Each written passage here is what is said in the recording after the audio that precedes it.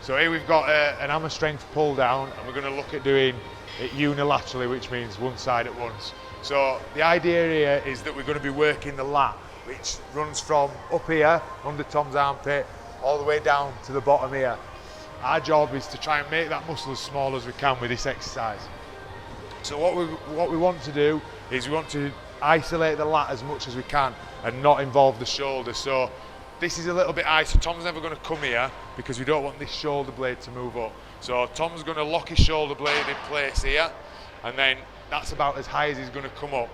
When he's going to bring the weight down, rather than thinking about just pulling the weight down, I want him to think about bringing his elbow out and round and trying to make this as small as possible. He's going to think about bringing his elbow out in a big circle and bringing his elbow down to the base of his spine here.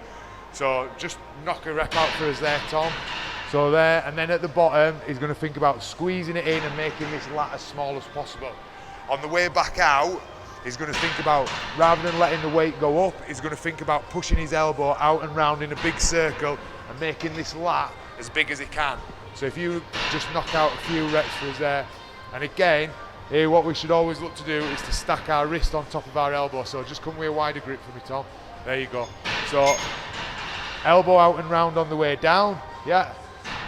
Squeeze at the bottom and elbow out and round on the way up, just to there, because we don't want this shoulder blade lifting up. If it goes any higher, just lift up, this will start to lift here. So we want to get a good stretch on the lat, but we don't want to engage the shoulder too much. So it's just going to come to here. So just knock a few reps out for us, Tom. Out and round, squeeze at the bottom, yeah, out and round.